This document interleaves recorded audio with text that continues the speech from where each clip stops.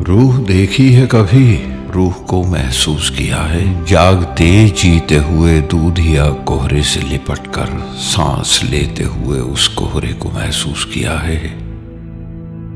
रूह देखी है कभी, जिस्म 100 बार जले तब भी वही मट्टी का ढेला, रूह एक बार जलेगी तो वो कुंदन होगी। रूह देखी है कभी।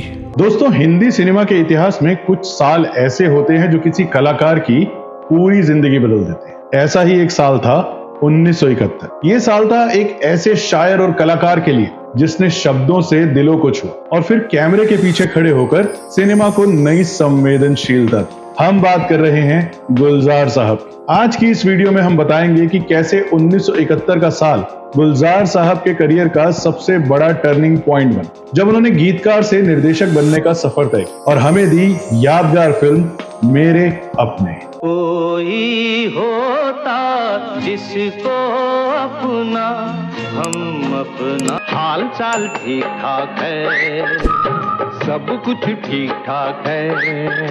गुलजार साहब का फिल्मी सफर शुरू हुआ 1960 के दशक की शुरुआत। उन्होंने सबसे पहले काम किया महान निर्देशक बिमल रॉय के साथ। बिमल रॉय से उन्होंने कहानी, भावनाएं और सिनेमा की संवेदनशीलता सीखी। उनका पहला मशहूर गीत था फिल्म बंदनी का। मोहे शाम रंग दे दे, छुप जाऊंगी रात ही में, मोहे पी का संग दे दे। इस गीत ने गुलजार को तुरंत पहचान दिला। बिमल रॉय के बाद गुलजार जी ने काम किया निर्देशक ऋषिकेश मुखर्जी के साथ। ऋषि दा की फिल्मों में उन्होंने गीत, संवाद और स्क्रीन प्ले भी लिखे। उनका काम आशीर्वाद, आनंद और आगे चलकर चुपके चुपके जैसी फिल्मों में देखने को मिलता है। धीरे धीरे गुलजार हिंदी सिनेमा के सबसे संवेदनशील लेखकों में गिने जाते। 1971 का साल गुलजार साहब के लिए बहुत खास। इस साल उनका काम कई बड़ी फिल्मों में सामने आया। आनंद में उन्होंने संवाद और गीत लिखे। मशहूर गीत जिंदगी कैसी है पहेली आज भी दिलों को छू जाता है। जिंदगी कैसी है पहेली हाय। इसी साल फिल्म गुड्डी के गीत भी लोकप्रिय हुए।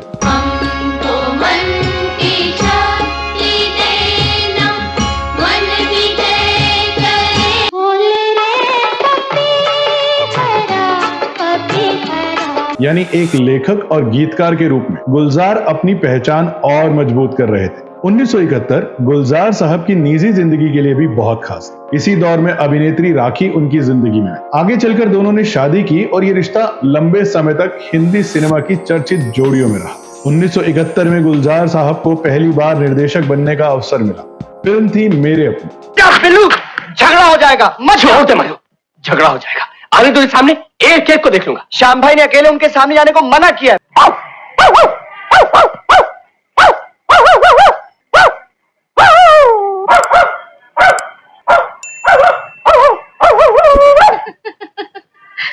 ये बुढ़िया, चल भाग यहाँ से, दफाओ। किसी की नजर ना लगे चश्मे बद। ये सिर्फ उनका डायरेक्टोरियल डेब्यू नहीं था, बल्कि समाज पर गहरी टिप्पणी भी थी। कहानी थी बेरोजगारी और भटके हुए नौजवान।